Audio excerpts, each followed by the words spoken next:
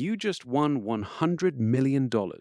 In the split second that the final digit on your lottery ticket matches the screen, your brain effectively leaves the planet. Most people assume this moment is pure, unadulterated joy. You are wrong. Your brain is actually experiencing a physiological storm that looks remarkably similar to a drug overdose. The second those numbers lock in, your brain experiences a massive, immediate surge of dopamine. This isn't just a happy feeling, it is a reward processing tsunami. Dopamine is the neurotransmitter of anticipation and reinforcement. When you win 100 million, your brain's ventral striatum, the area responsible for processing rewards, lights up like a Christmas tree. Neurologists call this the dopamine loop. It is the same pathway activated by cocaine, nicotine, or a gambling addiction. Your brain is essentially being hijacked by an evolutionary mechanism meant to keep us alive. In the ancestral environment, finding a high-calorie food source gave you a dopamine hit. Winning the lottery is the modern digital equivalent of finding a 1,000-year supply of sugar. But there is a problem. The human brain is not wired for $100 million. Think about the hedonic treadmill. This is a psychological concept coined by Brickman and Campbell in 1971. It suggests that humans have a psychological set point for happiness. No matter how much you win or how much you lose, your brain will eventually drag you back to your baseline. Studies on lottery winners are surprisingly grim. In a famous 1978 study published in the Journal of Personality and Social Psychology, researchers found that after a year, major lottery winners were no happier than people who had suffered catastrophic accidents. In some cases, they were actually less happy. Why? Because the magnitude of the reward changes your perception of mundane pleasures. If you have $100 million, a cup of coffee isn't just a cup of coffee. It's a sensory experience that your brain has already overstimulated with the acquisition of your fortune. This is called habituation. When you reach the peak of material reward, everything else begins to lose its flavor. But let's look at the exact mechanics of what happens to your personality in those first few minutes. First, your prefrontal cortex, the part of your brain responsible for executive function, planning, and long-term consequences, goes offline. This is the amygdala hijack. When you face a life-altering event, your brain's fear and emotion center, the amygdala, takes over. It views the sudden windfall as both a survival advantage and a massive threat. This is why you don't think about hiring a lawyer or setting up a trust in that first second. You think about escaping, shouting, or quitting your job. Your brain is in a state of high arousal hypervigilance. You are biologically primed for fight or flight, even though you are sitting in your living room. Then there is the social component. Your brain is a social machine. It is constantly calculating your status relative to your tribe. Suddenly, you have jumped to the top of the hierarchy. This triggers a release of serotonin, the chemical related to social dominance and status.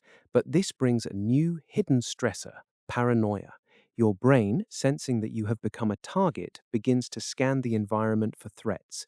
Studies show that people with sudden wealth often experience a phenomenon called wealth isolation.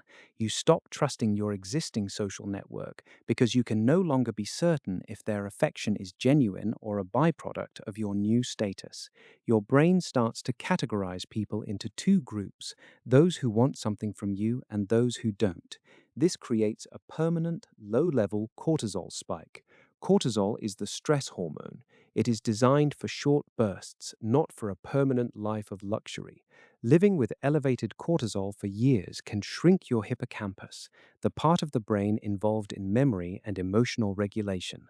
So you have a brain bathing in dopamine, experiencing a massive serotonin shift, and fighting a chronic cortisol baseline. Is it all doom and gloom? Not necessarily, but the data is clear. Within months, the winner brain stops being a brain that experiences joy and starts being a brain that manages maintenance.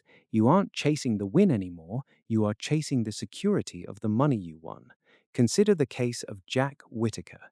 He won $315 million in 2002. His life didn't become a montage of sunshine and rainbows. It became a series of legal battles, family tragedies, and arrests.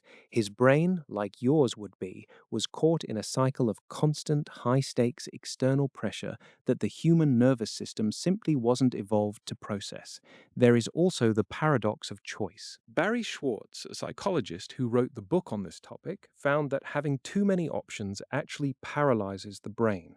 When you have 100 million, every decision, from what to eat for lunch to where to live, becomes a weight. You lose the comfort of the default life.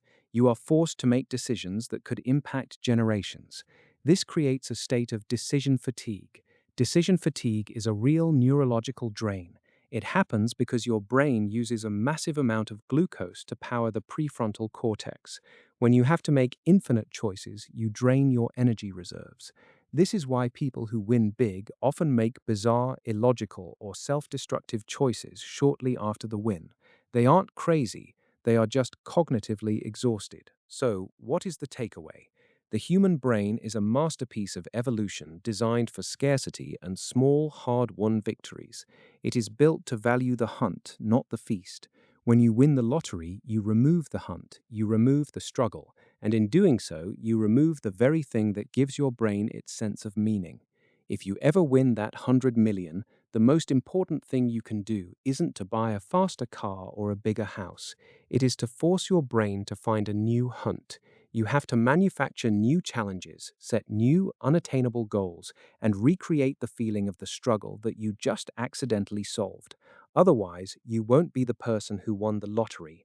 You will be the lottery's next victim. Your brain can handle anything except for the sudden absence of the need to try. When the finish line is crossed in the first second, the race is over. The question is, what will you do when there is absolutely nothing left to gain?